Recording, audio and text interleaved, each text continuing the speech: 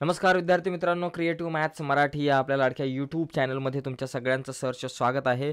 इयत्ता 10वीवर चर्चा करतोय. बोर्डाची प्रश्नपत्रिका बघतो मित्रांनो. मार्च 2020ची 2023ची जी काही बोर्डाची परीक्षा आहे ती साधारणतः मार्च 2020च्या बोर्डाच्या प्रश्नपत्रिकेवर आधारित असणार आहे. त्यामुळे मार्च 2020ची बोर्डाची प्रश्नपत्रिका नीट समजून घेणं खूप गरजेचं आहे मित्रांनो. तर या ठिकाणी आपण बघूयात ही प्रश्नपत्रिका कशी आहे. अशाच प्रकारे 2023ची बोर्डाची प्रश्नपत्रिका असणार आहे. तर हे स्वरूप नेमकं बघून घेऊयात आणि 2023च्या बोर्ड परीक्षेला नेमके कुठले प्रश्न येऊ शकतात यावरती चर्चा करू. चर्चा करण्याच्या अगोदर आणि पुढे जाण्याच्या अगोदर एक रिक्वेस्ट आहे मित्रांनो, जर तुम्ही नवीन असाल आपल्या यूट्यूब चॅनलवर आणि अजूनपर्यंत आपला चॅनल नसेल सबस्क्राईब केला तर प्लीज आत्ताच आपला चॅनल सबस्क्राईब करा आणि त्या बाजूला असलेलं बेलचं बटन दाबा, जेणेकरून आम्ही अपलोड केलेल्या प्रत्येक नवीन व्हिडिओची नोटिफिकेशन तुमच्यापर्यंत पोहोचेल. आणि हो, या व्हिडिओला लाईक करायला विसरू नका. तुमचा प्रत्येक लाईक आपल्यासाठी लय महत्त्वाचा आहे. बघा, यामध्ये सगळ्यात पहिली गोष्ट, क्वेश्चन नंबर जर तुम्ही बघितला 1, प्रश्न क्रमांक 1 जो आहे त्याच्यामध्ये आपल्याला अ दिलेला आहे. अ मध्ये आपल्याला काय असतं की निम्नलिखित पठित गद्यांश पढ़कर दी गई सूचनाओं के अनुसार कृतियाँ कीजिए. इथं आपल्याकडे 8 मार्क असतात, 8 मार्क्स. इथं 8 मार्क जे आहे ते जर तुम्ही बघितलं तर बघा, अशा प्रकारे एक पॅसेज आपल्याला दिला जातो आणि त्याच्यामध्ये आपण जर पाहिलं जर नीट विचार केला तर सोपा असतो मित्रांनो. सोपा असतो म्हणजे बघा, आपण वाटलंच तर एक पॅसेज समजूनच घेऊयात. लिखने से पहले, बघा नागरजी काय म्हणतात, लिखने से पहले मैंने तो पढ़ना शुरू किया था. आरंभ में कवियों को ही अधिक पढ़ता था. स्नेह जी, अयोध्या सिंह उपाध्याय की कविताएं ज़्यादा पढ़ी. छापे का अक्षर मेरा पहला मित्र था. घर में 2 पत्रिकाएं मंगाते थे मेरे पितामह, एक सरस्वती और दूसरी गृहलक्ष्मी. उस समय हमारे सामने प्रेमचंद का साहित्य था, कौशिक का था. आरंभ में बंकिम के उपन्यास पढ़े, शरद चंद्र को बाद में. प्रभात कुमार मुखोपाध्याय का कहानी संग्रह देशी और विलायती 1930 के आसपास पढ़ा. उपन्यासों में बंकिम के उपन्यास 1930 में ही पढ़ डाले. आनंद मठ, देवी चौधरानी और एक राजस्थानी थीम पर लिखा हुआ उपन्यास उसी समय पढ़ा था. क्या यही लेखक आपके लेखक के आदर्श रहे? क्या यही लेखक आपके लेखन के आदर्श रहे? नागरजी म्हणतात, नहीं, कोई आदर्श नहीं, केवल आनंद था पढ़ने का. सबसे पहले कविता फूटी साइमन कमीशन के बहिष्कार के समय 1928 to 1929 में. लाठीचार्ज हुआ था. इस अनुभव से ही पहली कविता फूटी, कब लो कहो लाठी खाय. इसे ही लेखन का आरंभ मानिए. तर आता या ठिकाणी बघा ना, गद्यांश में उल्लेखित, बघा सोपा पाय म्हणजे या ठिकाणी तुम्ही जर विचार केला तर कृती ज्या काही 4 प्रश्न असतात, 4 आपल्याकडे टोटल क्वेश्चन असणार आहे. त्याच्यामध्ये 8 मार्काचा जो प्रश्न आहे त्याच्यात 4 क्वेश्चन आहे. पहिला काय आहे, नाम लिखिए. पत्रिका है, आता 2 पत्रिका है थी.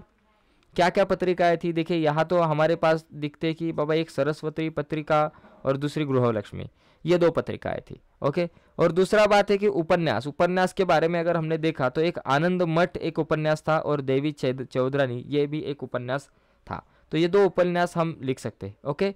और उसके बाद देखिए, लिखिए लेखक का पहला मित्र का छापे का अक्षर. इथं बघा, छापे का अक्षर मेरा पहला मित्र था. तर एकदम सोपा असतं मित्रांनो. छापे का अक्षर हे उत्तर बरोबर आहे. लेखक की पहिली कविता, आता पहिली कविता देखिए, कब लो कहो लाठी खाय, ही पहिली कविता आहे. तर इथे पण तुम्हाला 2 मार्क मिळू शकतात. इथे 2 मार्क. हिंदीमध्ये जास्तीत जास्त मार्क आपल्याला मिळू शकतात. ओके, लक्षात घ्या. गद्यांश से ढूंढकर लिखिए. प्रतियुक्त प्रत्यययुक्त शब्द, आता प्रत्यययुक्त म्हणजे नंतर आलेले, म्हणजे प्रत्यययुक्त शब्द आपल्याला याच्यामधून शोधायचे. प्रत्यय म्हणजे कविता ए जर आपण बघितलं, ए लागलेलं आहे शेवटी. या ठिकाणी कवियो वगैरे म्हणजे प्रत्यय म्हणजे नंतर आलेलं. स्नेही म्हणजे नंतर आपण जो शब्द येतो त्याला प्रत्यय आपण म्हणतो, ते शब्द आहे. वचन परिवर्तन नाही होता ऐसे जो शब्द आहे, ऐसे या ठिकाणी आपल्याला लिहायचं आहे. लेखन वगैरह म्हणाल, ज्यांचे वचन बदलत नहीं, परिवर्तन होत नहीं, ऐसे शब्द यहाँ लिखने. और उसके बाद 4th नंबर का जो क्वेश्चन है जिसमें हमें लिखना है, पढ़ोगे तो बढ़ोगे, इस विषय पर 20 से 25 शब्द में अपना विचार लिखे. तो इस तरह के 4 क्वेश्चन रहते हैं मित्रांनो अ में. और आ जो भी है, आ पहले 8 मार्क्स और आ भी है ना 8 मार्क्स. ऐसे 2 पैसेज हमारे पास रहते हैं, 2 पठित गद्यांश जो है उसके ऊपर हमें क्वेश्चन रहते हैं. तो ये आ एक था, इसमें भी 4 क्वेश्चन रहते हैं. 1 है, 2 है, 3 है और एक 4 हमारे पास है. ओके. तो ये इस तरह से सोपा एकदम सिंपल रहता है दोस्तों, ये जो कुछ क्वेश्चन नंबर 1 है. और उसमें ई जो रहता है अपठित गद्यांश, जो 4 गुणों के लिए रहता है, 4 अंक के लिए रहता है. ओके. तो यहाँ भी सिंपल से क्वेश्चन रहते हैं. एक हमारे पास दिया गया होगा गद्यांश है और उसके को 2 सवाल हमें लिखने हैं, 2 क्वेश्चन पूछे जाते हैं। ओके, तो ये क्वेश्चन नंबर 1 अगर आपने देखा, देखिए यहाँ अगर ठीक से आप देखते हो तो क्वेश्चन नंबर 1 में एक अ रहता है, आ रहता है और ई रहता है। 8 अंक के लिए, आ 8 अंक के लिए और ई 4 अंक के लिए, ऐसे 20 अंक का जो है ये विभाग 1 जो है वो हमें कुल मिलाकर 20 अंक का रहता है, ये आपके ध्यान में आया होगा। ठीक है, तो अभी थोड़ा सा हम आगे जाते हैं और आगे जाकर हम ज़रा आगे के क्वेश्चन देखते हैं। क्वेश्चन नंबर 2, क्वेश्चन नंबर 2 क्या रहता है, देखिए पद्य रहता है। पद्य, पद्य मतलब कविताएं जो रहती है उस कविता पे आधारित जो है वो अ रहता है। अ जो क्वेश्चन है वो कविता पे आधारित रहता है, 6 अंक के लिए रहता है। ये भी सिंपल रहता है, जिसमें 3 क्वेश्चन पूछे गए हैं। देखिए 1 है, 2 है और उसके बाद ये तीसरा क्वेश्चन हमारे पास है। और आ जो है ना वो भी पठित पद्यांश के अनुसंग पठित पद्यांश है उसके ऊपर ही आधारित रहता है, जो भी 6 गुणों के लिए रहता है। इसमें भी हमारे पास अगर हमने देखा तो 3 क्वेश्चन पूछे जाते हैं, एक और ये दूसरा क्वेश्चन है और तीसरा क्वेश्चन है। ओके, तो आपके ध्यान में आया होगा प्रश्न जो हमारा दूसरा रहता है उसमें एक अ है और एक आ है। अ 6 अंक के लिए, आ 6 अंक के लिए, कुल हमारे पास ये 12 अंक रहते हैं जो हमारे पद्य विभाग पे रहते हैं, कविता पे आधारित रहते हैं, कवितांवर आधारित असतात हे प्रश्न। ओके, त्याच्यानंतर क्वेश्चन नंबर 3 जो है तो पूरक पठन, जो पूरक पठन के ऊपर आधारित रहता है 8 अंक के लिए। देखिए इसमें एक पहला जो पूरक पठन है उसमें भी देखिए 1 और 4 अंक के लिए है, जो 2 सवाल पूछे गए हैं, और दूसरा भी 4 अंक के लिए है जिसमें 2 सवाल पूछे गए हैं। तो हमारे पास जो क्वेश्चन नंबर 3 है जिसमें अ है और आ है, अ 4 अंक के लिए है, आ 4 अंक के लिए, ऐसे 8 अंक का ये हमारा क्वेश्चन रहता है। तो ये भी सिंपल है। देखिए अगर आपने ठीक से देखा तो पहला जो क्वेश्चन है वो 20 अंक के लिए है पठित पद्य, दूसरा 12 अंक के लिए और तीसरा 8 अंक के लिए। ऐसा अगर देखा जाए तो ये जो 40 अंक आपके पास है, ये 40 अंक बहुत ही इंपॉर्टेंट है हमारे लिए। ओके, ये इसमें भी 2 क्वेश्चन है आखिर में, 40 अंक बहुत इंपॉर्टेंट है, 40 में से ज़्यादा अंक हमें मिलने चाहिए। तो ये जो सभी 40 अंक जो है ये हमारे पूरक पठन, कविताएं बोले तो पद्य और गद्य इनके ऊपर आधारित रहते हैं, या सगळ्यांवरती आधारित असतात। आता आपण भाषा अध्ययन म्हणजे व्याकरण, व्याकरणाचा भाग आहे मित्रांनो, खूप इम्पॉर्टंट आहे, याच्यावर आपण स्पेशल व्हिडिओ बनवणार आहे। व्याकरण जो 14 अंक जो है, 14 अंक जो है व्याकरण के, इसमें 14 में से 14 मार्क्स हमें मिल सकते हैं। ओके, तो इसमें देखिए क्या क्या रहता है। सबसे पहले शब्द भेद, ये जो एक्टिविटी इसके ऊपर एक रहता है। उसके बाद अव्यय, ये तो बहुत सीधा सादा है, इसमें वाक्य लिखना है, वह क्या बात है, वह बहुत बढ़िया काम किया तुमने। ओके, हाथी के साथ हम चल रहे थे। ओके, सचिन के साथ राहुल द्रविड़ बैटिंग कर रहा था, ये बल्लेबाजी कर रहा था। इस तरह के क्वेश्चन आप यहाँ बना सकते हो। उसके बाद एक जो है संधि विच्छेदन जो है, अचेतना, अतचेतना, अचेतना लिख सकते हैं, सत, अजन, इस तरह से ये जो संधि जो है, संधि के ऊपर आधारित कुछ क्वेश्चन रहते हैं। इसके ऊपर हम डिटेल्स में चर्चा करने वाले हैं, लेकिन ये जो व्याकरण जो है भाषा अध्ययन, उसमें क्या क्या आता है ये हमें पता चलना चाहिए। ओके, शब्द भेद है, अव्यय है, संधि है, और संधि के बाद हमारे पास क्या है कि बाबा मूल रूप आपको लिखना है। क्या बाबा, एक वाक्य जो सहायक क्रिया जो है इसमें, अभी दौड़ पड़ी, पड़ी पढ़ना, गई जाना, तो ये जो है सहायक क्रिया है जो आखिर में आती है किसी भी वाक्य में। तो इसके ऊपर भी आपको क्वेश्चन एक गुण के लिए पूछा जाता है। और उसके बाद देखिए निम्नलिखित किसी एक क्रिया का प्रथम तथा द्वितीयक प्रेरणार्थक रूप लिखिए। देखिए फैलना, फैलाना, फैलवाना, लिखना, लिखाना, लिखवाना, इस तरह से हम इसे लिखते हैं। तो ये भी एकदम सीधा साधा रहता है। और उसके बाद जो मुहावरे है, इस घटक पे आधारित एक गुणों का क्वेश्चन हमें आता है। और मुहावरे के बाद, मुहावरे में भी एक अथवा के लिए क्वेश्चन है। ओके, सिरचन को बुलाओ, चापलूसी करता हुआ हाजिर हो जाएगा। तो चापलूसी की जगह पे यहाँ दुम हिलाते हुए हाजिर हो जाएगा, इसका उचित वाक्य में उपयोग करना है। तो ये भी सीधा साधा और सिंपल क्वेश्चन रहता है।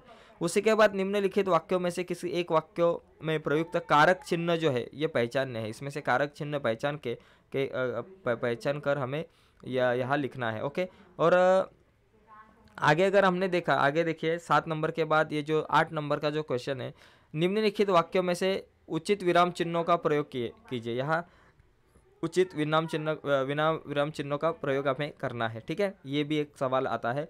और उसी के बाद जो काल परिवर्तन, ये भी बहुत इंपॉर्टेंट पार्ट है। जैसे सातों तारे मंद पड़ गए, पूर्ण वर्तमान काल में आएगा, सातों तारे मंद पड़ गए हैं, इस तरह से आ सकता है।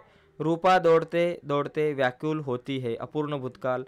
रूपा दौड़ते दौड़ते व्याकुल हो रही थी, इस तरह से आएगा। और सामान्य भविष्यकाल मतलब क्या, हम अपने प्रियजनों, परिचितों, मित्रों को उपहार देते हैं, देते ह्याच्या ऐवजी देगे या ठिकाणी येऊ शकतो आणि संपला विषय।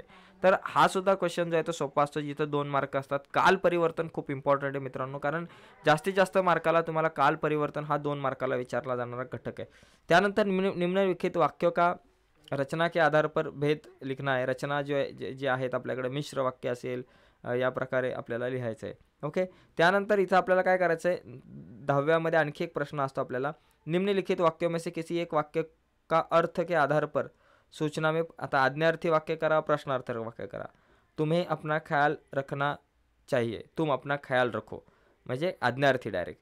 मानू इतना ही बोल सकी, मानू कितना बोल सकी, म्हणजे क्या मानू इतना ही बोल सकी, अशा प्रकारे प्रश्नार्थक वाक्य तयार होईल।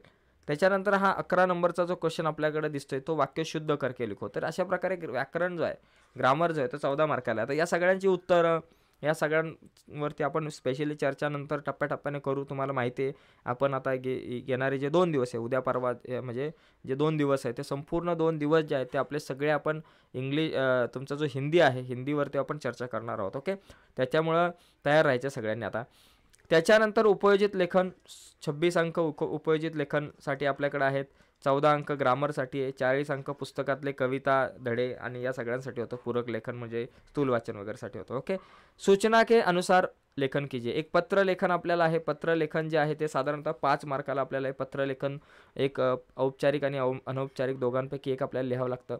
त्यानंतर हा एक खूप सोपा प्रश्न मित्रांनो, खूपच सोपा, 4 मार्काला मित्रांनो हा जो आहे ना, निम्नलिखित गद्यांश पढ़कर ऐसे 4 प्रश्न तैयार कीजिए जिनके उत्तर गद्यांश में एक एक वाक्य में हो। मित्रांनो या ठिकाणी हा प्रश्न तिथं 4 पैकी 4 मार्क तुम्हाला मिळणार, कारण याच्यामध्ये तुम्हाला काय करायचं, हा पॅसेज वाचायचा आहे आणि त्याच्यावरून तुम्हाला प्रश्न तयार करायचे। Okay, yes. त्याच्यानंतर आ जो आहे, आ मध्ये बघा एक वृत्तांत लेखन आहे आणि कहाणी लेखन आहे। वृत्तांत लेखन म्हणजे तुम्हाला बातमी लिहायचे, जसे आपण बातमी लेखन केलं मराठीमध्ये, इंग्लिशमध्ये रिपोर्ट लेखन केलं, तसंच आपल्याला इथं वृत्तांत लेखन आहे। वृत्तांत लेखन आणि कहाणी लेखन दोघांपैकी एक करायचं, तुम्हाला 5 मार्क मिळून जातील। त्यानंतर हा एक खूप महत्त्वाचा आहे, विज्ञापन लेखन।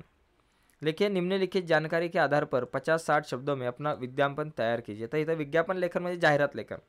आपल्याला काय करायचे, जाहिरात लेखन आपण करतो ना, तर ती जाहिरात आपल्याला तयार करायची। आणि त्याचबरोबर निबंध लेखन आपल्याकडे आहे एक शेवटचा प्रश्न, निबंध लेखन जो 7 मार्काला असतो, जास्तीत जास्त मार्काला।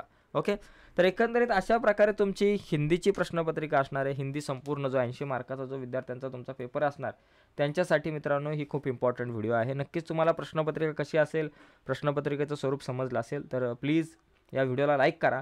आणखी महत्त्वाची गोष्ट, कमेंट पण करा, इंग्लिशचा पेपर तुमचा कसा गेला ती कमेंट मला या व्हिडिओच्या खाली आलेली दिसली पाहिजे। धन्यवाद मित्रांनो, बाय सर्वांना। नमस्कार विद्यार्थी मित्रांनो, तुम्ही इयत्ता 10वीला असाल आणि इयत्ता 10वीच्या सगळ्या विषयांच्या नोट्सच्या PDF तुम्हाला हव्या असतील, 2023ची जी बोर्डाची परीक्षा आहे त्या अनुषंगाने सगळ्या विषयाच्या इम्पॉर्टंट PDF हव्या असेल तर काय करायचं आहे, फक्त एकच टाईप करायचं आहे, इयत्ता 10वी बोर्डाच्या परीक्षेसाठी महत्त्वाच्या नोट्स, एवढं तुम्हाला या ठिकाणी टाईप करायचं आहे। बघा, इयत्ता 10वी बोर्डाच्या परीक्षेसाठी महत्त्वाच्या नोट्स, हे आपल्याला गुगलवर जाऊन टाईप करायचे। बघा नीट परत लक्षात घ्या, इयत्ता 10वी बोर्डाच्या परीक्षेसाठी महत्त्वाच्या नोट्स एवढं टाईप करून गुगल सर्च करायचं आहे। गुगल सर्च केल्यावरती बघा इथं खाली जर तुम्ही आलात तर इथं बघा तुम्हाला एक आपली creativelearning.co.in ही वेबसाईट दिसेल। यावरती इथं बघा इयत्ता 10वी बोर्डाच्या परीक्षेसाठी महत्त्वाच्या नोट्स, यावर आपल्याला क्लिक करायचं आहे। ज्यावेळेस यावर क्लिक करू त्यावेळेस तुम्ही आपल्या वेबसाईटवरती याल अशा प्रकारे, आणि वेबसाईटवरती आल्यानंतर बघा इथं तुम्हाला मराठीच्या नोट्स दिसतील। मराठीवर क्लिक केल्यावर मराठीच्या नोट्स घ्या, हिंदीवर क्लिक केल्यावर हिंदीच्या नोट्स मिळतील, इंग्रजीवर क्लिक केल्यावर इंग्रजी, गणित, विज्ञान, इतिहास, राज्यशास्त्र, भूगोल, अर्थशास्त्र आणि बोर्डाच्या जुन्या प्रश्नपत्रिका तुम्ही जिथं क्लिक कराल ते तुम्हाला पाहायला मिळेल। तर आत्ता लगेच जा मित्रांनो, आपल्या गुगलवरती जा आणि टाईप करा इयत्ता 10वी बोर्डाच्या परीक्षेसाठी महत्त्वाच्या नोट्स, आणि क्लिक केल्यावर तुम्ही त्या PDF फाईल ज्या आहेत त्या डाउनलोड करू शकताय सगळ्या। ओके, थँक्यू मित्रांनो।